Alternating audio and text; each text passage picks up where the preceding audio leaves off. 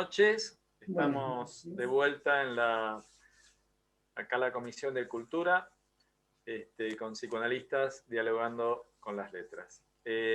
Verónica. Bien, les damos la bienvenida a este ciclo que pertenece a la Secretaría Científica de la Asociación Escuela Psicoterapia para Graduados, cuyo secretario es Norberto Lloves. Antes de empezar, queríamos recordar a nuestro querido Luis Grus, que falleció en el día de ayer, docente y escritor, coordinador de talleres de escritura autobiográfica en nuestra asociación. Quienes lo pudimos tratar, lo conocimos como una persona muy profesional, muy cálida y comprometida con su trabajo. Así que despedimos a un maestro. Agradecemos la tarea compartida y acompañamos a su familia y amigos. Bien. Queremos agradecer la presencia de Sandra Borovechik en nombre del Consejo Directivo, quien es su secretaria general, y agradecemos la presencia de colegas de instituciones FLAPSIP y de otras instituciones, y asimismo agradecemos a todas las personas de otras disciplinas que también nos acompañan. Psicoanalistas dialogando con las letras se inicia como un grupo de colegas y amigos interesados en indagar sobre la escritura y la palabra, con el fin de brindar un espacio de apertura y reflexión. Este grupo está coordinado por Alicia Levín y por mí, Verónica Ginocchio, compartiendo el trabajo con estos queridos colegas.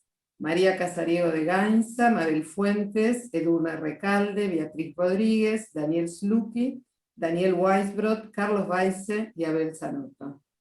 Se trata de un espacio inaugurado el 11 de agosto de 2020 y que hoy presenta un nuevo encuentro, que es el segundo de este año.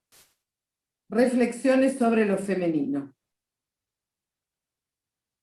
Me dirá que después adquirí un nombre y tuve éxito. Es verdad, ese éxito inconcebible existe, pero fue a costa de perder mi voz. No hago más que mudarme a cada rato para escapar hacia algún sitio que no existe, lejos de los editores que me piden que les dé más de lo mismo. Fábulas de flores y niñas anticuadas. Esta es una cita de María Negroni, dándole voz a Louise May Alcott en Cartas Extraordinarias. Los panelistas de hoy son Beatriz Rodríguez e Irene Meller. Voy a presentar primero a Beatriz, porque va a hablar primero ella. Beatriz Rodríguez es doctora en Psicología Clínica, postdoctorada en Estudios de Grado, investigadora en Cultura y Subjetividad, autora de numerosos trabajos, cofundadora del equipo de psicosomática del Hospital Español y del Instituto Psicosomático del Buenos Aires, del que se desempeñó como secretaria científica y presidente. Actualmente desarrolla una intensa labor académica en carreras de grado y posgrado. Adelante, te escuchamos, Beatriz. Buenas noches. Una aclaración. Postdoctorada en estudios de género. No sé si tiene algo que ver.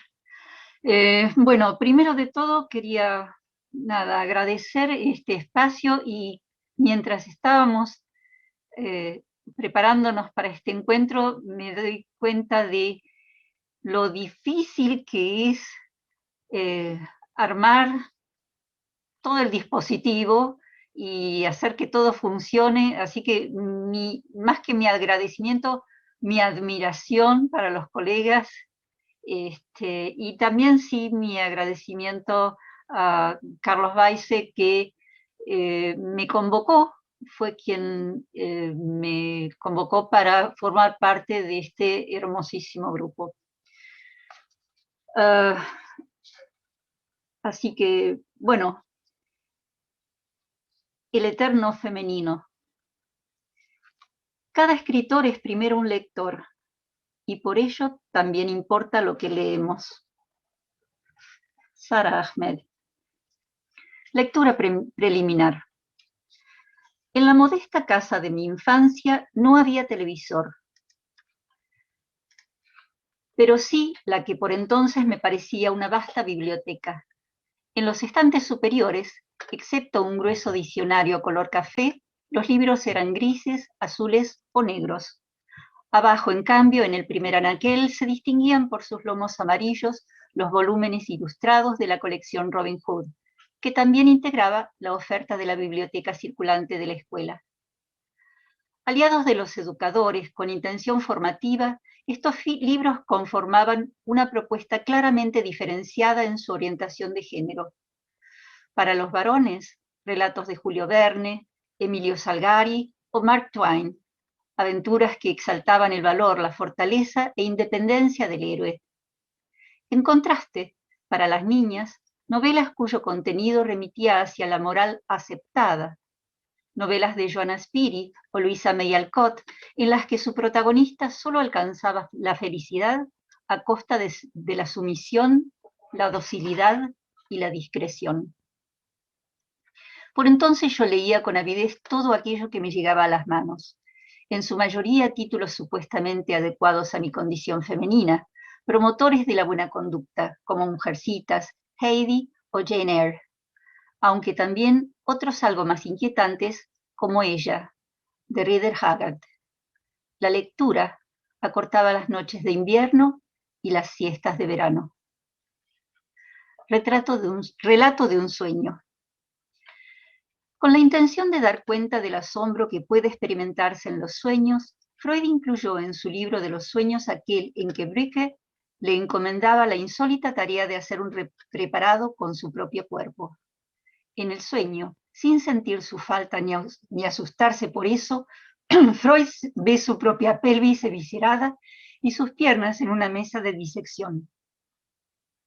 Una señora, a quien llama Louise N., lo asiste en este trabajo. Luego, ya en posesión de sus piernas, pasea por la ciudad, toma un coche que entra a su propia casa y pasa por un corredor desfondado al final que conduce nuevamente al exterior. Siempre en el sueño, deambula con un guía alpino que carga sus cosas y ocasionalmente también él mismo, en consideración a sus cansadas piernas. El suelo es cenagoso, resbaladizo. Allí hay gente sentada, son como indios. Finalmente, llegan a una cabaña de madera rematada en una ventana abierta. El guía dispone sobre el alféizar 2 tablones a modo de puente para sortear el abismo desde la ventana. Ahora el soñante siente angustia por sus piernas. Ve a 2 hombres adultos yacer sobre unos bancos adosados a las paredes de la cabaña y a 2 niños durmiendo junto a estos, como si los niños, no los tablones, estuvieran destinados a posibilitar el pasaje. Aquí despierta despavorido.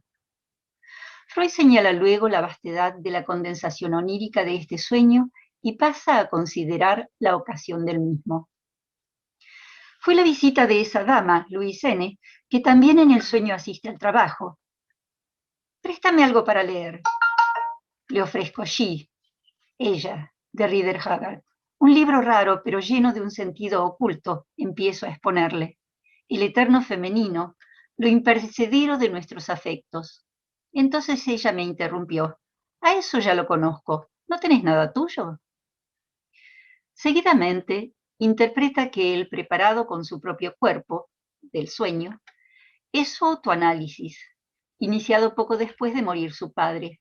Pero ¿qué otros pensamientos derivados del coloquio con Louise N. provienen del material evocado a partir de la mención de la novela de Rider Haggard? Así, para conocer la misteriosa identidad de ella y comprender el sentido del sueño para el soñante, deberemos examinar esta novela y las asociaciones que surgen de la misma. La que debe ser obedecida. El relato comienza cuando Horace Holly es designado tutor de un niño llamado Leo y albacea de su extraña herencia, un cofre que contiene la historia familiar del niño que debe permanecer cerrado hasta su mayoría de edad. Holly, que no desea que una mujer le robe el afecto del niño, contrata para asistirlo en su cuidado a Job, un rústico caballerizo. Al cumplir 25 años, Leo abre el cofre y encuentra un manuscrito con la historia de su linaje. En 339 a.C., Calícrates, sacerdote de Isis, quebrando su voto de celibato, huye de Egipto con la princesa Amenartas. Tras numerosas peripecias, encuentran los restos de una gran ciudad con cavernas habitadas por hombres que practican el canibalismo. Su reina, que es maga, los conduce a un pozo donde se hunden las llamas del fuego de la vida, de las que emerge indemne y hermosa, e invita a Calícrates a seguirla para hacerlo inmortal, pues se ha enamorado de él, pero éste la rechaza. Furiosa la reina, lo atraviesa con su propia lanza y destierra a Amenartas, quien, llegada a Atenas, da a luz a un niño a quien encomienda buscar a esa mujer, arrancarle el secreto de la vida y vengar a su padre. Este mensaje se transmite a sus descendientes. Para indagar la autenticidad del relato, Leo se embarca con su tutor y su criado rumbo a África, frente a cuyas costas naufraga la nave en la que viajan. Solo ellos sobreviven. Luego se internan en una región de pantanos, son capturados por nativos antropófagos, sobreviene una lucha y el joven Vincent resulta herido de lanza. Llegan a la fabulosa ciudad donde vive Ayesha, la que debe ser obedecida. Allí la gente habita en cavernas adornadas con escenas funerarias. Holly ingresa a una que antiguamente había sido un sepulcro. La misteriosa mujer lo recibe envuelta en gasas blancas, como un cadáver con su mortaja. Le refiere hechos ocurridos hace 2000 años y afirma que no hay muerte, sino solo cambio, que permanece en la tierra de esos bárbaros esperando el renacimiento del hombre al que ama. Deslumbrado por su belleza, Holly intenta seducirla, pero ella dice estar destinada a otro. Le pide entonces que salve al moribundo Leo. Al verlo, ella lanza un grito. «Ahí está mi perdido Calícrates, que por fin ha vuelto», y con una droga lo revive. Le muestra su rostro y Leo, extasiado, se arroja a sus brazos. Por la noche los nativos bailan entre cadáveres llameantes como enormes antorchas. Ayesha le advierte a Leo que antes de desposarla, él deberá protegerse del ataque del tiempo bañándose en el fuego de la vida. Llevados en anta por los nativos, emprenden el viaje hasta un volcán extinguido. Luego son guiados por Ayesha a través de un agujero. Job tiende una tabla sobre una saliente rocosa que avanza hacia el abismo. Lo cruzan y descienden hasta el corazón del volcán, una gruta inundada por un suave resplandor rosado, donde todos se sienten animados como ebrios, felices. Por momentos surge una columna de fuego que luego decrece lentamente hasta extinguirse. Esa, explica ella, es la fuente y la esencia de la vida que late en el fondo del gran mundo. Indica a Leo que se desnude para sumergirse en la llama, pero Leo titubea. Para mostrarle que eso no puede dañarlo, ella se anticipa, lo besa en la frente, le expresa su amor y avanza sonriente hasta el fuego. De pronto, Ayesha lanza un grito y expira. Job muere aterrado, mientras Leo y Holly comprenden que ninguno podrá olvidar a la mujer a quien ambos aman. Abandonan la caverna y emprenden el tortuoso camino de regreso a Inglaterra, a donde llegan 2 años después para vivir juntos por mucho tiempo como hermanos. Dark Continent. Aunque es un relato fantástico, la obra resulta una gran fuente de información acerca del pensamiento anglosajón de fines del siglo XIX. Su notable misoginia expresa el temor del hombre tradicional por el incipiente avance de los derechos de la mujer y su escandalosa independencia. La novela explora la autoridad y el comportamiento femeninos. Su protagonista ya no es la frágil dama raptada por bárbaros y rescatada por aplomados aventureros caucásicos, sino una mujer blanca de estirpe ancestral devenida en Magna Mater, cuya figura inspira temor y reverencia a un pueblo salvaje. La narración podría aludir al escenario de la Inglaterra victoriana y a su reina, eternizada en el trono. Victoria, soberana de Gran Bretaña e Irlanda, que llegaría a ser emperatriz de la India, fue coronada a los 18 años y reinó más tiempo que ningún otro monarca de Europa hasta entonces. Consideremos la ansiedad que ocasionaría en sus súbditos la autoridad de una mujer. Pero en Ayesha, una pulsión se agrega a la complejidad del personaje, pues ella gobierna desde el deseo. La trama de la novela resulta de la repetición y de lo imperecedero de nuestros sentimientos, decía Freud. La depresión y la culpa de Ayesha por haber dado muerte a su amado persisten a lo largo de 2000 años. Numerosos elementos del sueño provienen de este fantástico relato. Freud señala el suelo cenagoso por el cual es cargado, el abismo que debe salvarse mediante un tablón allí tendido, que una mujer sea la guía y que se trate de un atrevido viaje a lo no descubierto. Refiere que las cansadas piernas del sueño provienen de una sensación real de aquellos días. Innegablemente, en sus pensamientos oníricos se ha activado una angustia de muerte. La cabaña de madera, reflexiona, es con seguridad el sarcófago. Freud había visitado una tumba etrusca exhumada en Orvieto. Finalmente, agrega que despierta despavorido cuando el sueño plasma la idea de que quizá los niños alcanzarán lo que al padre le fue denegado. Una nueva alusión a la rara novela en que la identidad de una persona es conservada a través de un sucederse de generaciones que abarca 2 milenios. Ahora bien, en su asociación sistemática, Freud solo alude a los aspectos de la novela que aportan imágenes plásticas al sueño, dejando de lado cualquier interpretación más profunda del mismo. Ayesha, el eterno femenino, es una mujer narcisista que desea ser amada por sobre todo. Tanto por su edad como por su conocimiento, representa una figura materna y su muerte tiene lugar cuando está próxima a consumarse la unión sexual con la figura que representa al hijo. Morir por inmersión en el fuego de la vida expresa los peligros de la sexualidad, pues desde una perspectiva simbólica, el tortuoso viaje hacia la matriz misma de la Tierra, la caverna en que un fuego semejante a un latido rítmico no destruye los cuerpos desnudos, sino que les confiere vida perdurable, alude a la actividad sexual. La obra de Rider Haggard condensa un argumento edípico. A partir de la muerte del padre y en un salto generacional de 2000 años, Leo procura iniciar una relación con su bello sustituto materno. Su rivalidad con Holly por el amor de esta mujer, que prefiere al joven, expresa la competencia de todo niño por el padre. La figura materna salva a su amado, dando la vida por éste, aunque la idea de descansar en una tumba conlleva el deseo aún más profundo de retornar a la madre. De la novela, Freud pasa por alto los sentimientos agresivos hacia la mujer y la presencia del sadismo oral que se expresa en el canibalismo de los nativos. También que el héroe masculino, vinculado a otro varón en una relación homosexual inhibida, aparece casi como una representación castrada, como en la disección de su propia pelvis, castración, que expresa las consecuencias de tener deseos sexuales prohibidos.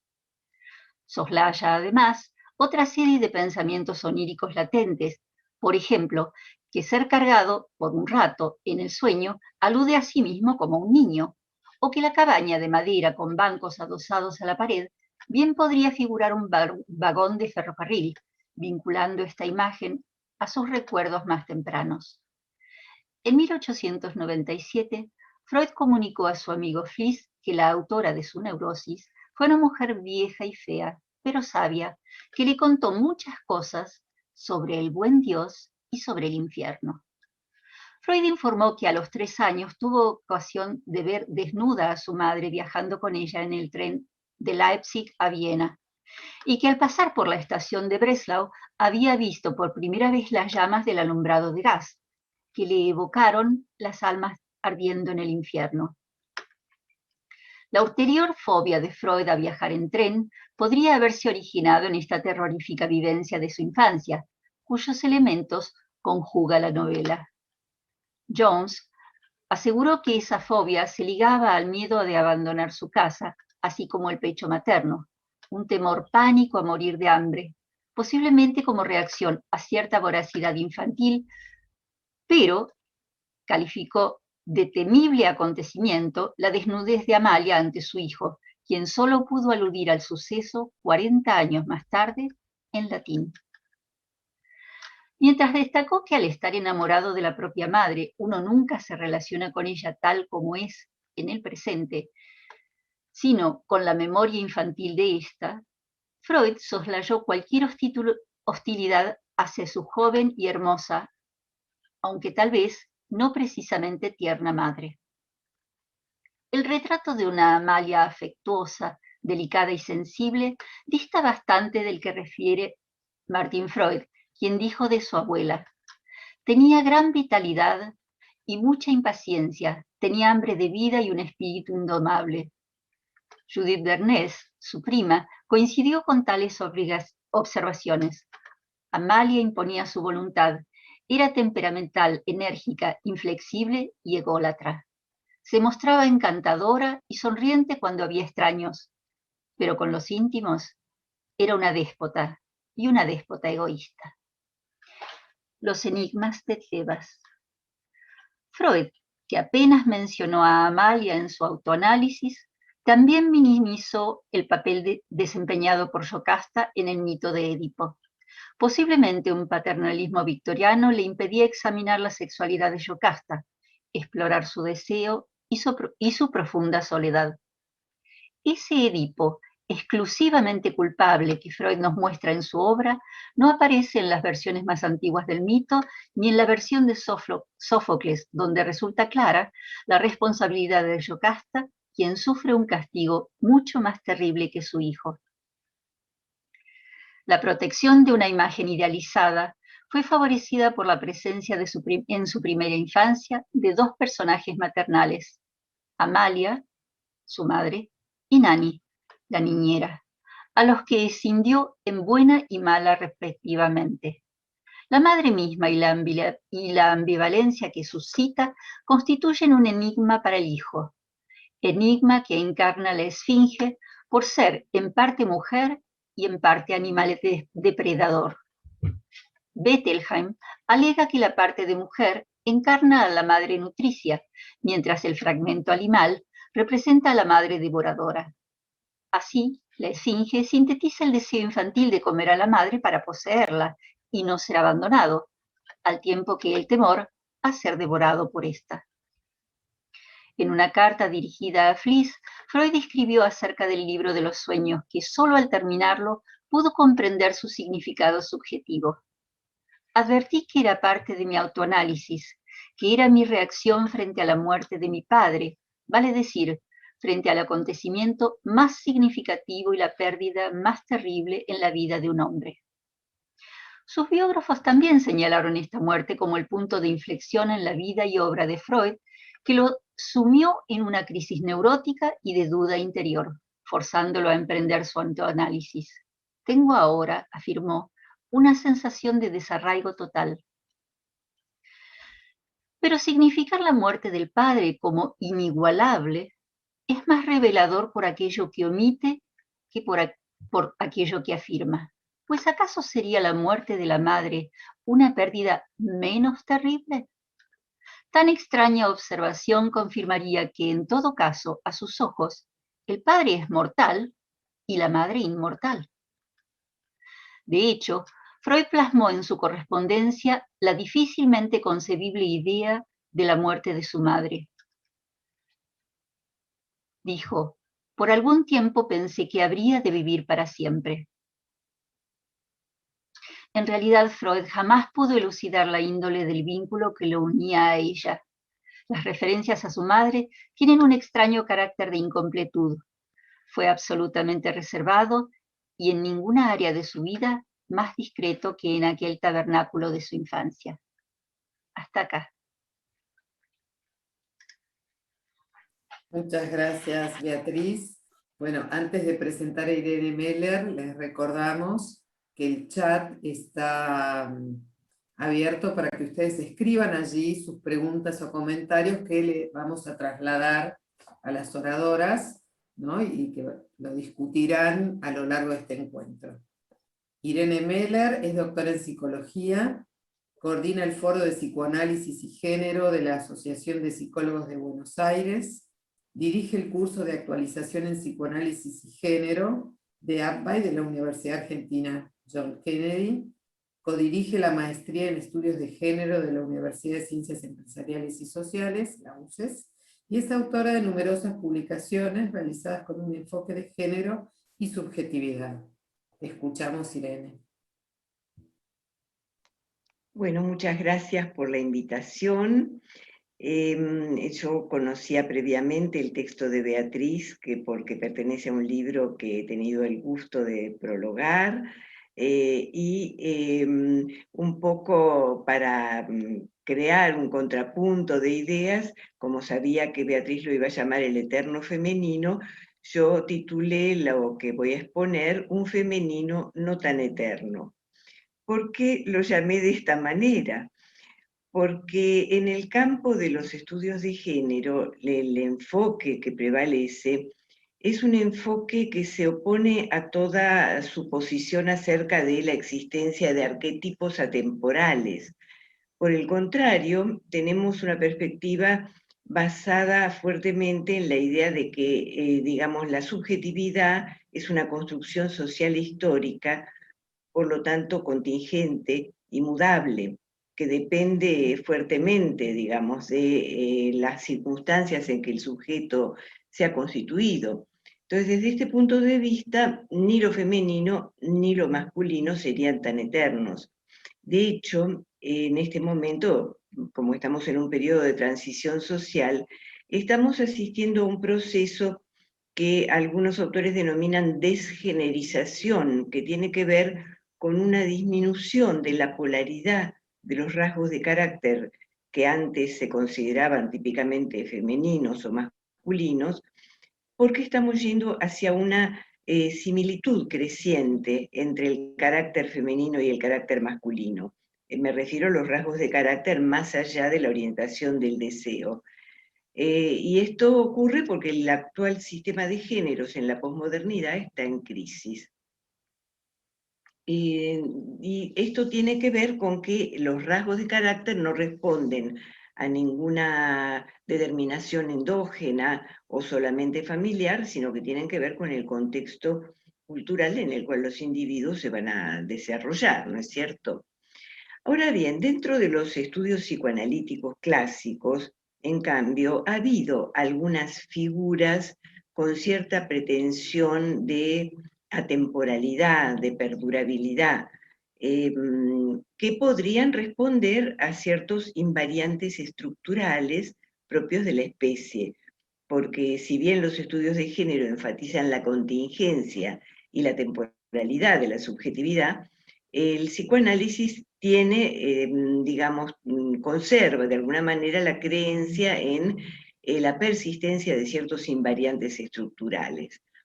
En general el discurso psicoanalítico de los primeros tiempos, sobre todo del desarrollo del campo, ha sido desarrollado desde la perspectiva del niño.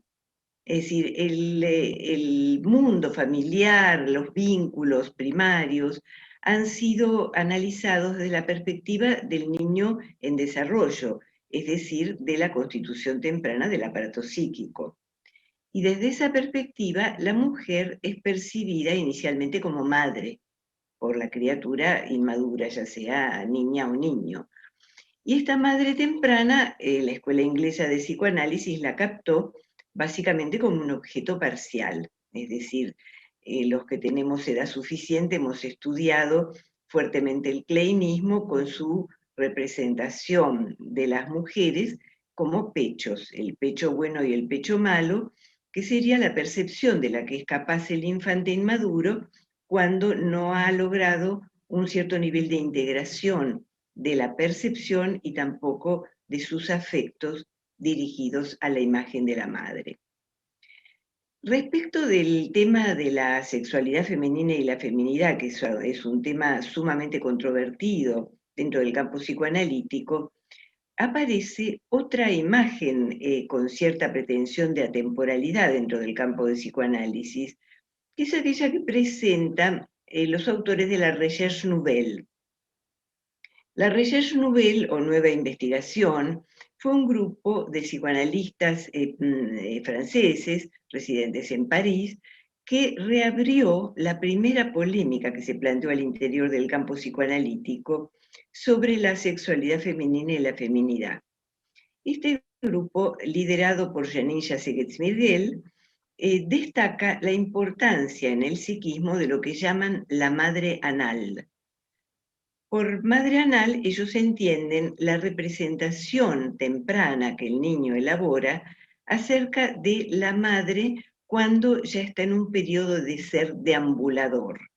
La llaman anal en el sentido de que es lo que el niño que deambula y el niño que va a aprender el control de esfínteres, logra representarse acerca de la madre. Y esta madre es vista como poderosa, temible, y también como pretendiendo acceder al control del interior del cuerpo del niño, por lo cual despierta también por momentos odio y temor. Una tercera figura que aparece dentro de del campo psicoanalítico tradicional, digamos, es el de la madre castrada, aquella cuya idealización cae una vez comprobado el hecho de su castración. Ahí estoy encomillando a Freud. Es decir, Freud habla del hecho de la castración femenina como si en lugar de referirse a la, digamos, la representación que un niño inmaduro puede hacerse, se estuviera refiriendo a una realidad fáctica, con lo cual se ve hasta qué punto el creador del psicoanálisis estaba de alguna manera preso de, digamos, la perspectiva del niño varón edípico. Esto lo señaló en su momento Karen Horney, cuando señaló la similitud enorme que existía entre la perspectiva del niño varón edípico y ciertas asunciones del psicoanálisis freudiano temprano, ¿no? Que estaba como muy consustanciado con esta perspectiva inmadura. El relato freudiano sobre la sexualidad femenina ha sido un relato que quedó de alguna manera contextuado y podríamos decir en algún sentido entrampado en el paradigma grecolatino de la mujer concebida como un hombre menor, fallido o castrado. Y eso generó la primera polémica dentro del campo del psicoanálisis, digamos, planteada entre la escuela vienesa y la escuela inglesa, siendo la escuela inglesa opuesta a la idea de considerar que la niña comienza su vida psíquica siendo fálica o masculina y solo adquiere una femineidad homologable a un proceso de castración masculina a través de un largo y complicado desarrollo. Piensen ustedes en el planteo freudiano acerca de que la niña se dirige al padre y pasa a preferirlo, pero no para amarlo, sino para que él le haga crecer un pene semejante al propio, o que la niña desea posteriormente ser madre, porque el niño es una especie de premio consuelo respecto de su primitiva reivindicación fálica, ¿no? Hay que pensar que este discurso freudiano, que es el aspecto que Milce Bleichmar ha denominado como el talón de Aquiles de la teoría psicoanalítica, se basa en una pseudobiología y está atravesado por prejuicios sexistas y racistas propios de la época, ante los cuales Freud intentó defenderse en un magnífico trabajo de 1908, La moral sexual, cultural y la nerviosidad moderna, pero finalmente claudicó en el espíritu de la época. Es por eso que en el año 1964 se reabrió este debate sobre la sexualidad femenina y la femineidad, buscando otras bases en este grupo, la Recherche Nouvelle, al que me referí antes. Pero lamentablemente no lograron sustraerse a las impasse que provocaban estos debates, porque no lograron, digamos, superar las determinaciones básicas con las que se manejaban en el campo del psicoanálisis, que eran la referencia a la pulsión y la referencia a los vínculos primarios. Fue necesario esperar a los años 80, cuando un grupo de psicoanalistas argentinas, entre las cuales me cuento, inspiradas en el feminismo, empezamos a elaborar relatos alternativos que abrieron nuevas perspectivas teóricas y clínicas. Y este enfoque, el de los estudios que primero se denominaron estudios de la mujer y después estudios de género, no incluye solamente a las mujeres, sino también a los varones y a las disidencias sexuales. Es decir, incluye a todos los sujetos que están regulados por un dispositivo invisible, pero no por ello menos eficaz, que es el sistema de géneros. Existen en este momento entonces transformaciones de los arreglos familiares, nuevas formas de ejercer la parentalidad en un contexto de inestabilidad y de diversidad familiar, y esto plantea nuevos problemas y nuevas formas de malestar cultural. Respecto de esto, he pensado que ya que este grupo está interesado en la articulación entre psicoanálisis y literatura, recordar un trabajo que elaboré sobre representaciones literarias acerca de las relaciones familiares y del rol de las mujeres, un trabajo que fue publicado en Actualidad Psicológica. Allí analizo un trabajo de una obra de Michel Houellebecq, que seguramente muchos de ustedes leyeron, que se llama Las partículas elementales, y le elaboro como una especie de contrapunto con una novela de Anne Tyler, que se titula Cuando éramos mayores. Perdón, voy a tomar un poquito de agua. Estas producciones literarias que están separadas por el Atlántico y además por la brecha cultural que existe entre los autores anglosajones y los europeos, coinciden sin embargo en un aspecto. La añoranza por la figura de una madre tierna y sacrificada en una época donde las mujeres de la generación hippie se rebelaron contra el altruismo obligado de sus madres y buscaron disfrutar de la sexualidad, la vocación y el trabajo en un contexto que no estaba preparado para tomar el relevo de la madre tradicional. Y efectivamente en la actualidad padecemos de lo que se llama una crisis de los cuidados. Pero la salida de esta dificultad no se encuentra volviendo al pasado, ni a través de reclamar de modo nostálgico la autopostergación femenina y maternal. El amor maternal, planteo en ese trabajo, no puede ser tratado como un recurso natural.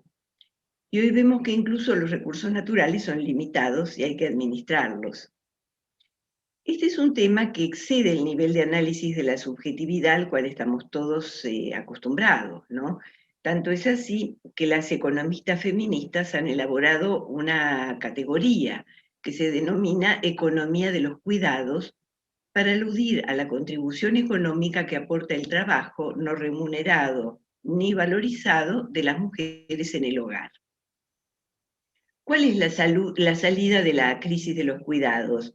La salida no es hacia atrás, la salida va hacia adelante a través de la coparentalidad asumida y de las políticas públicas de reconocimiento y remuneración de las tareas de cuidado, que eso es lo que permitiría superar la crisis actual. Ustedes se preguntarán, ¿cómo llegamos desde plantear un análisis de lo eterno femenino a las políticas públicas de género? No es que me haya extraviado, sino que yo considero que las representaciones, los valores y las normas vigentes expresan el estado de las relaciones de poder que atraviesan el campo social. Y lo que en la consulta psicológica vemos como conflictos, angustias, síntomas o trastornos, expresa en el nivel subjetivo los modos en que cada contexto social histórico construye a quienes lo pueblan. La agencia individual, en todo caso, se logra en los resquicios que permiten estas determinaciones, pero estamos siempre todos determinados por las opciones que ofrece el sistema vigente. En este sentido, diría que las libertades a las que se accede en un contexto que responde a múltiples determinaciones implican el reconocimiento también del efecto que las opciones del sujeto ejercen en sus afectos cercanos, lo que introduce una dimensión ética en la toma de decisiones. Y esa ética intersubjetiva incide también en la ética del analista, y para sostenerla se requiere una alerta ante el peso de las representaciones tradicionales sobre la salud mental y la buena vida, que en muchos casos atraviesan la práctica y las teorías de muchos psicoanalistas, pero también, y deseo destacar esto, una alerta acerca de la influencia seductora de las nuevas modas culturales, que también deben ser objeto de una reflexión ponderada y sensata por parte de los psicoanalistas. Bueno, muchas gracias. Bien, muchas gracias. Bueno, tenemos comentarios respecto de la apreciación de los trabajos y demás. Vamos a pasar en principio a algunas preguntas. ¿no? Yo voy a leer 2 o 3 preguntas para que ustedes vayan comentando y después seguimos con la tanda. Daniel Slucky pregunta, ¿no? ¿Cuáles son los límites del autoanálisis? ¿No? ¿Por qué Freud tendría que haberse explayado más en relación a su madre? Alicia Levin pregunta qué lugar tendría en la teoría freudiana el eterno femenino. Y yo misma agrego a la pregunta de Alicia si podríamos pensar ese continente oscuro para toda experiencia humana, ¿no? O para todo género, ¿no? Desde ese punto de vista.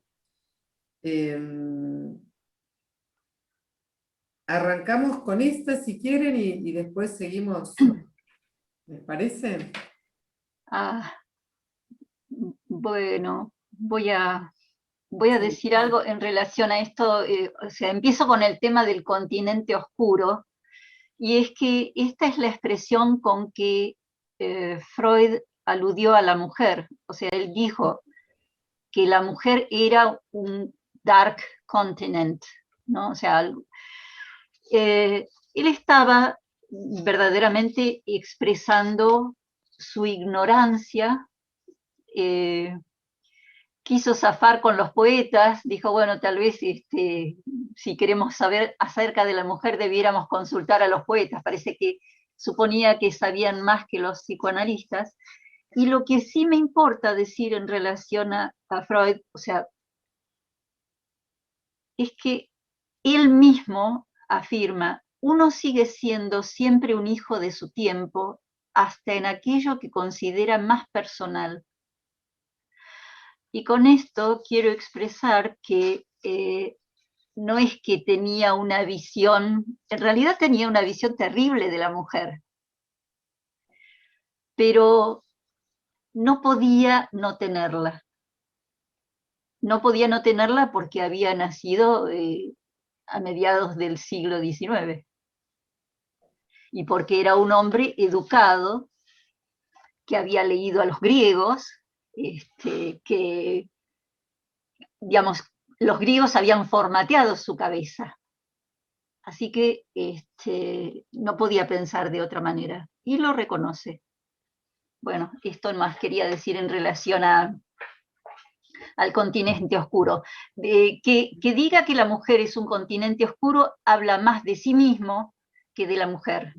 Y siempre en lo que él, desde mi perspectiva, siempre en sus escritos no habla sino de sí mismo. Bien. Esto es. Irene, sí, ¿querías comentar algo al respecto, Irene? Respecto de esto, yo quería comentar que la perspectiva freudiana es una perspectiva androcéntrica. Androcéntrica en el sentido de encarnar el punto de vista masculino. El punto de vista masculino es el que ha construido la historia. La primer psicoanalista que introdujo dentro del campo del psicoanálisis una cita filosófica respecto de lo que hoy día se llama la dominación social masculina fue Karen Horney, una pionera en este campo de estudio de la sexualidad femenina y la feminidad. Ella cita a George Simmel, un filósofo de la época, que planteó que la cultura tal como existía en aquel momento, por lo menos, era una cultura creada por los hombres. Estaba de algún modo estructurada sobre la base de la percepción del mundo que puede tener la mente masculina. Y en este sentido, yo diría que la perspectiva freudiana fue efectivamente una perspectiva androcéntrica, pero no solo eso, sino que también fue sexista. El sexismo, con la denominación sexismo me refiero al prejuicio basado en el sexo, así como racismo sirve para aludir al prejuicio basado en la raza. Y esto también es propio de la época, porque ustedes piensen que si bien Freud fue una víctima del nazismo, Freud vivió y produjo en el mismo ambiente cultural que dio origen al nazismo. Es decir, la perspectiva de la época era una perspectiva biologista, endogenista, racista y por supuesto sexista. Me permito un matiz de disensión respecto de Beatriz, nada más que para divertirnos debatiendo un poco, y es que en la época en que Freud escribió ya había desarrollos de autoras feministas, es decir, que él no es que era ignorante totalmente de los desarrollos de las feministas, sino que se encarga de contestar en varios de sus trabajos respecto de que las pretensiones de las feministas respecto de una igualdad entre varones y mujeres no tenían soporte razonable.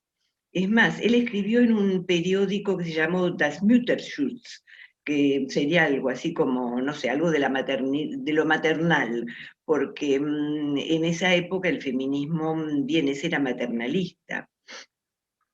Y fue traductor de la obra La sujeción de la mujer de John Stuart Mill, pero sin embargo en una carta a Marta, él le expresa que él espera que su Marta no compita con él en el mundo del trabajo, porque una mujer alcanza la plenitud de su belleza y atractivo mucho antes de que un hombre logre hacerse de una posición social suficiente como para mantener a una familia. Con lo cual el pacto conyugal estaba explícito, es decir, Marta aportaba su belleza y atractivo, es decir, el monopolio de su sexualidad y de su reproducción, y Sigmund tenía que encargarse del sostén económico y simbólico familiar. Es decir, en la época ya había otras alternativas, ya había otro pensamiento que Freud conoció, que compartió en 1908 en este maravilloso trabajo que se llama La moral sexual cultural y la nerviosidad moderna, pero que abandonó ya en el 18, ya en el 14, con el trabajo de introducción al narcisismo, ya lo abandonó, y en el 18 con el tabú de la virginidad, directamente pasó a considerar que la Hörigkeit, o sea, la servidumbre erótica descrita por von Kraft-Ebing, era el sostén de la monogamia, y que debía ser así. Bien. ¿Sumamos algunas preguntas más, puede ser? ¿O querías comentar algo, Beatriz, antes? No, sí, esos, digamos, Freud primero hizo esos trabajos de traducción y después recién produjo su propia teoría. Y casi la impresión era que admiraba los trabajos que había traducido. Sin embargo, bueno, era sumamente práctico. La traducción no le daba de comer.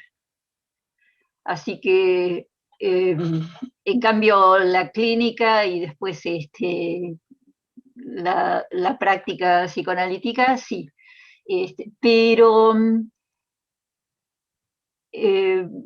no solamente allí trabajó acerca de lo que de la disidencia que tenía en relación a estos cambios que se operaban en la mujer.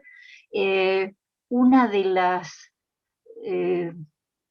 las óperas que le gustaban era Carmen, porque le gustaba la idea de esta mujer que estaba como Edipo, atrapada por el destino. O sea, Carmen es una gitana que en las cartas lee lo que le va a pasar y sin embargo no hace nada para evitarlo, porque estaba en el destino.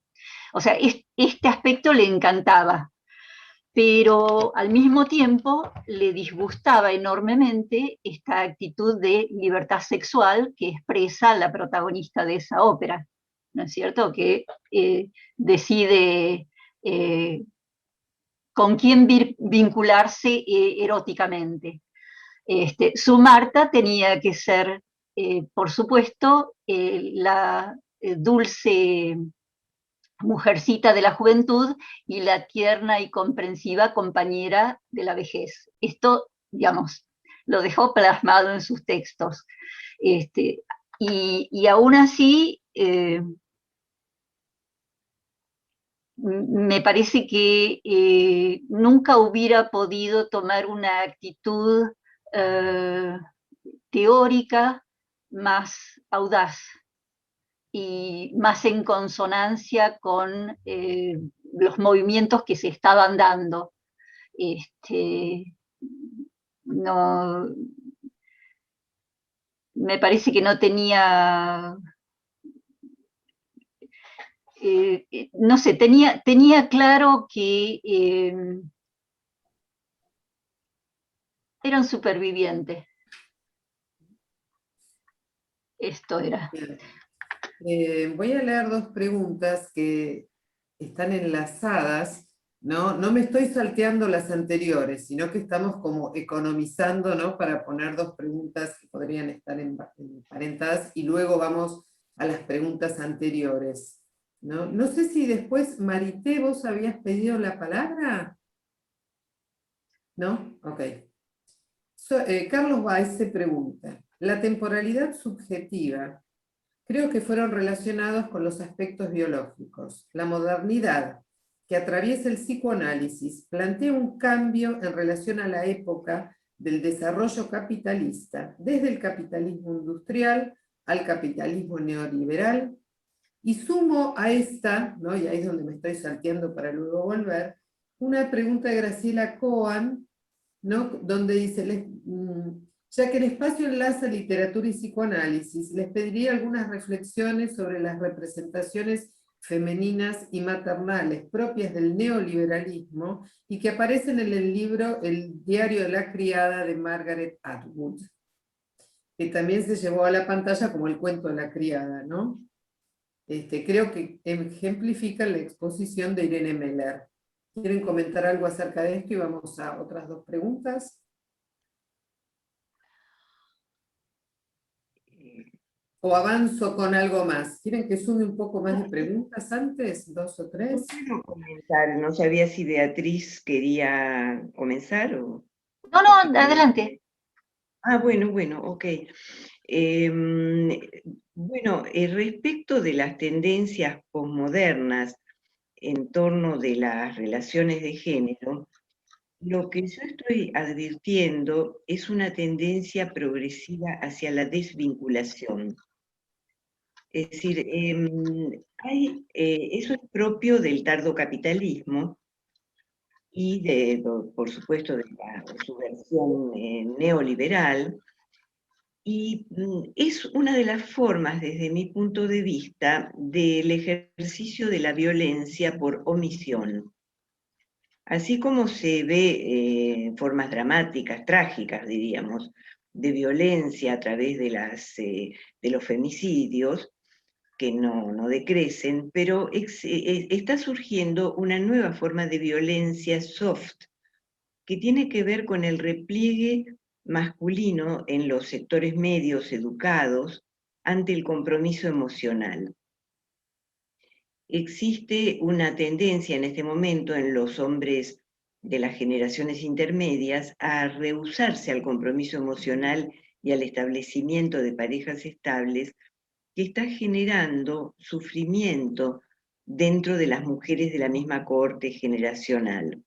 Y por ese motivo ha surgido como una tendencia también propia del tardocapitalismo, que es incipiente todavía, pero en rápido crecimiento, no solamente entre nosotros, sino en Europa y en Estados Unidos, que es el de las madres solas por elección, a las que yo prefiero denominar madres solas por resignación. Es decir, mujeres que sin tener una vocación omnipotente o fálica de ser madres en solitario, simplemente cansadas de intentar establecer parejas estables y no lográndolo, deciden por lo menos, como dicen ellas, por lo menos decidí no perderme la maternidad. Es decir, que en realidad ellas sostienen un proyecto moderno de familia con la constitución de una pareja y la procreación de hijos, pero no logran concretarlo. Y las mujeres que yo he conocido, tanto como analista como en un estudio cualitativo en el que participé, no eran mujeres, digo por alguna ironía que pudiera haber, no eran mujeres feas ni desagradables, eran mujeres en general bonitas, agradables, independientes, no muy patológicas de ningún modo, y que sin embargo habían caído víctimas de esta tendencia social hacia la desvinculación, que esta creo que es una de las características de la posmodernidad.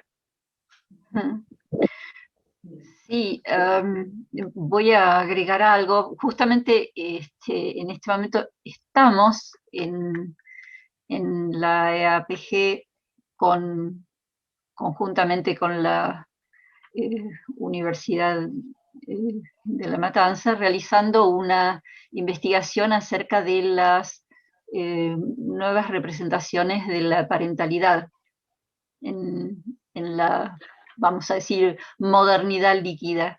Y el punto más importante está precisamente en esto, y es que la parentalidad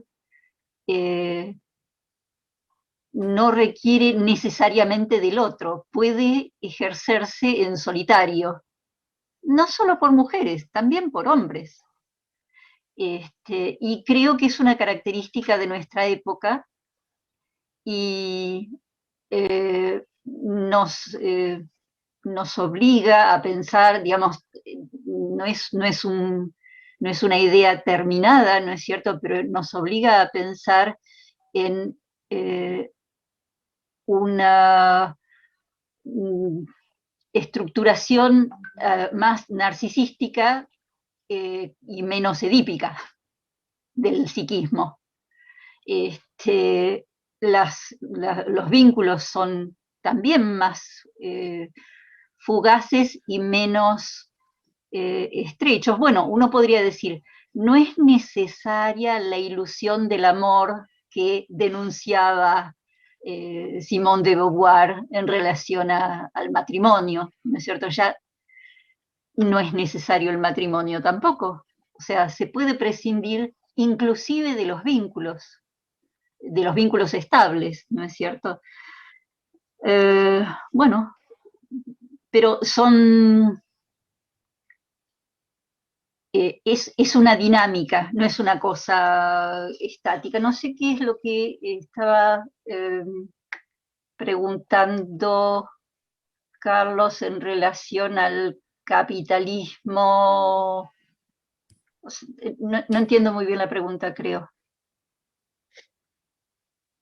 Bien. El psicoanálisis plantea un cambio en relación a la época del desarrollo capitalista desde el capitalismo industrial al capitalismo neoliberal. Bueno, entiendo que el psicoanálisis también experimenta transformaciones o debe experimentarlas en función de que la cultura es dinámica y el psicoanálisis está acá adentro.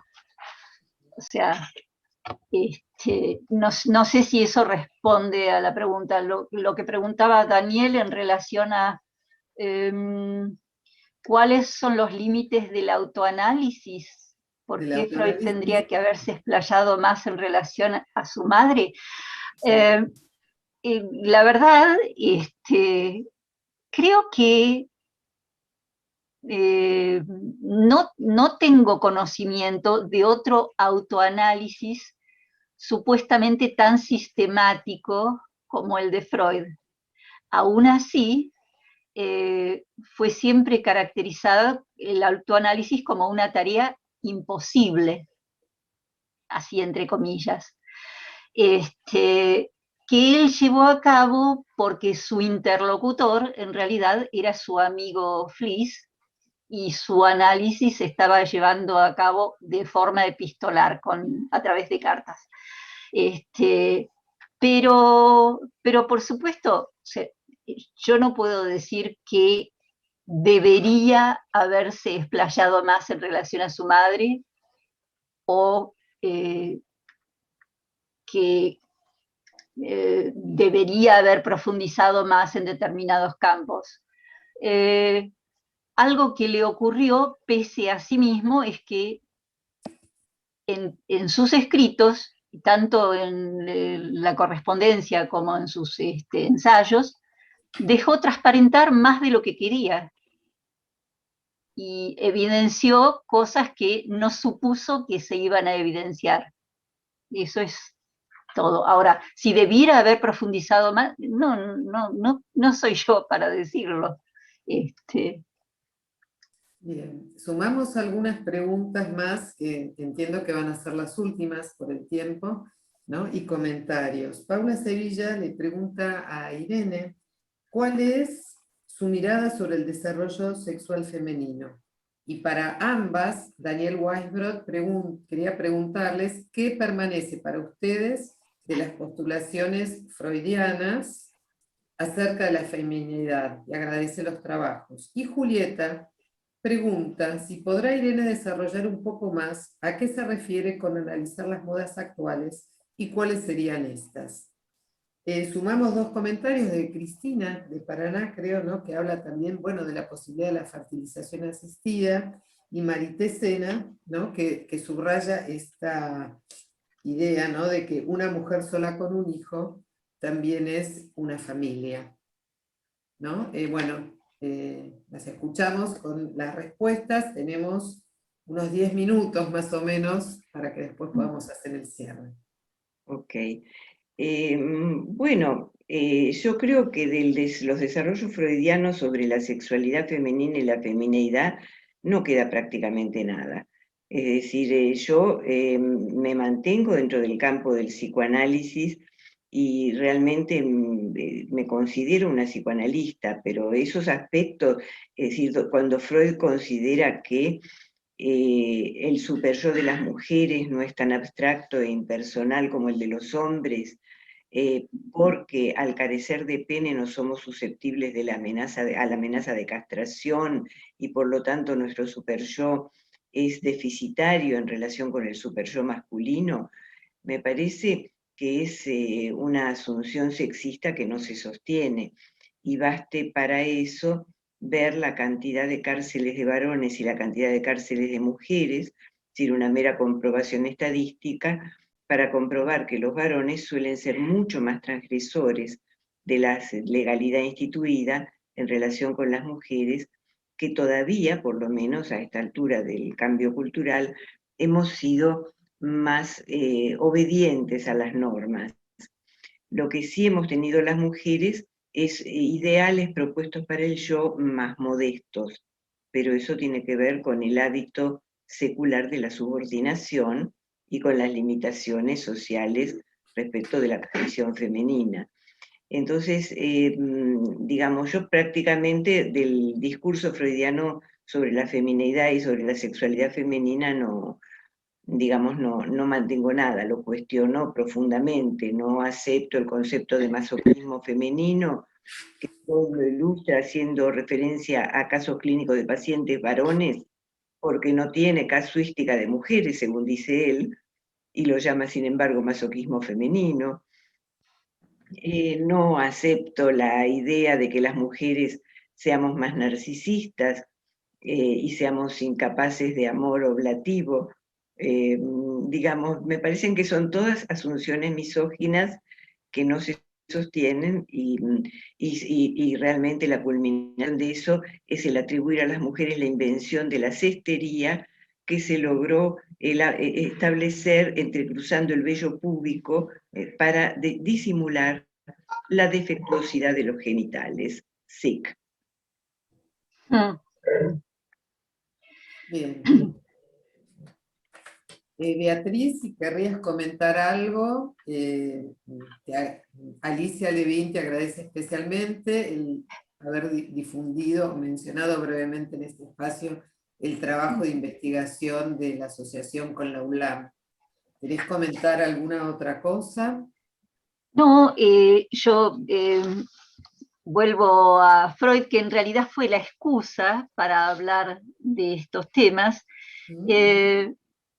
y me pareció que todo el tiempo fue claro que él no tuvo una relación con su madre como dicen, dime de qué alardeas y te diré de qué careces.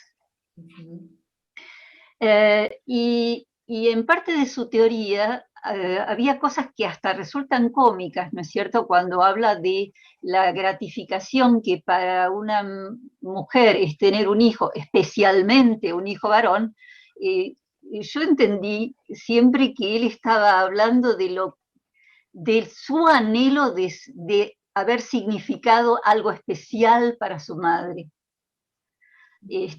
No hablaba ni de las mujeres ni de la madre, hablaba de sí, como en el resto de los pasajes teóricos. Entonces, cuando Freud habla de la mujer, mi lectura es, incluso cuando habla de, no sé, de la castración, de la falta de pene, de esconder un genital deficitario, etc., yo creo que siempre está hablando de su mirada de niño, que no abandonó nunca, en relación a una realidad que lo pasmaba.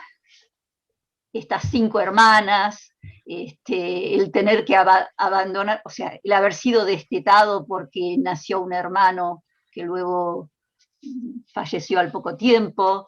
En fin, en su biografía nosotros encontramos la razón de su teoría. Y es muy fuerte para mí esto. Y en especial en relación a lo femenino. A mí me quedó pendiente contestar una pregunta, que era a qué me refería cuando hablaba de las modas a las que se sigue de forma crítica muchas veces dentro del campo del psicoanálisis. Yo me refiero a los estudios queer. Es decir, creo que dentro de los estudios queer yo aprecio mucho el trabajo de Judith Butler, pero en cambio criticado fuertemente muchas de las posturas de Paul Preciado. Digamos, creo que verdaderamente, sobre todo si alguien se ha tomado el trabajo de leer textos yonki, creo que Paul Preciado traduce allí una idealización de la masculinidad, que puedo entender que si es digamos, un transexual masculino, es decir, una nacido mujer que transita hacia la masculinidad, desee la masculinidad, pero la idealización de la masculinidad me parece inaceptable, digamos. En fin, hay numerosos desarrollos que en este momento no hay tiempo de destacar, pero creo que hay un efecto a veces en la comunidad psicoanalítica entre no conocer mucho estos desarrollos y caer fascinados de forma crítica y aceptarlos, digamos, porque son novedosos. Sugiero y en algún sentido reclamo de mis colegas una lectura atenta y reflexiva sobre los nuevos aportes que ayuden a una actualización, pero a la vez que no impliquen una mimesis crítica con discursos simplemente porque son recientes.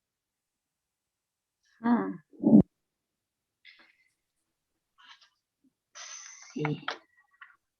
Aquí dice: sin embargo, en la clínica con niños y niñas, las formulaciones freudianas resuenan una y otra vez, aún en la actualidad.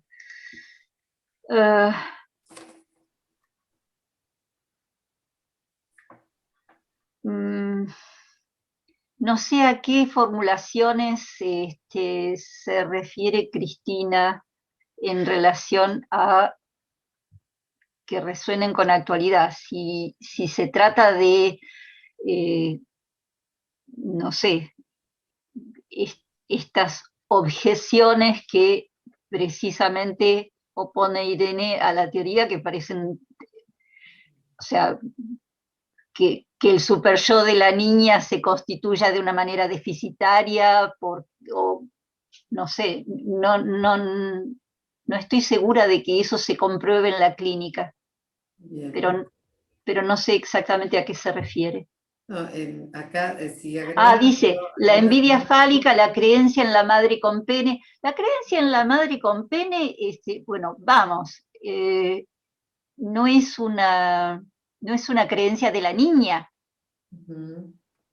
es una creencia del varón. Pero reflexionemos un momentito, antes de ver... Solo un momentito porque vamos a cerrar. Quedan comentarios, interrogantes y varias cosas más bueno, para otra vez, pero sí.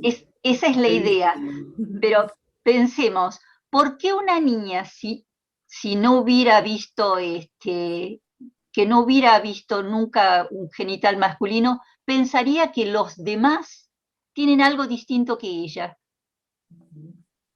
¿Por qué pensaría que tienen algo distinto? Y yo querría nada más brevemente hacer un comentario muy escueto, que es que la clínica no habla por sí sola. La clínica es como la naturaleza, siempre es interpretada. Entonces las lecturas que hacemos del material clínico, tales como por ejemplo la observación innegable de las manifestaciones de envidia fálica en las niñas mujeres, depende de la lectura interpretativa que hagamos. Es una de las pocas situaciones en las que el análisis, en lugar de preguntarse, como uno siempre se pregunta, ¿qué me habrá querido decir?, simplemente hace eco acrítico de la manifestación infantil. Ah, ¿le gustaría que le creciera un pene? Tiene envidia del pene. Bueno, creo que esa lectura no interpretada responde a un prejuicio. Bien.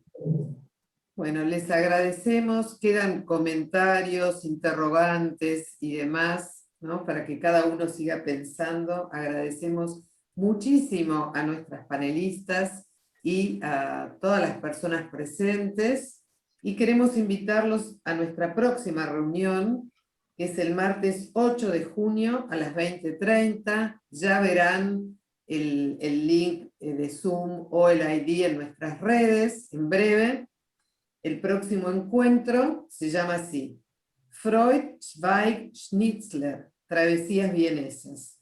Y las presentaciones serán de Daniel Slucki y Carlos Weisse, con la coordinación de Abel Zanotto. Bien, muchas gracias a todos y todas.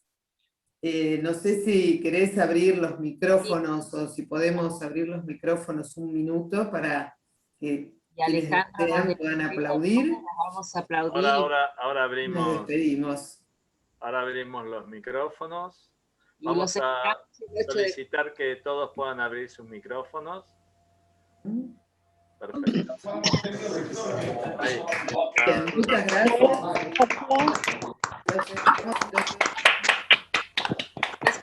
Gracias. Muchas gracias a las panelistas. Muy bien, muy bien.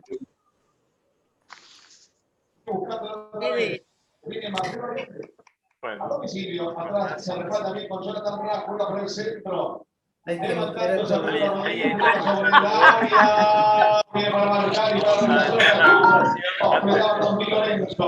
Otra pelota de cabeza sobre el área.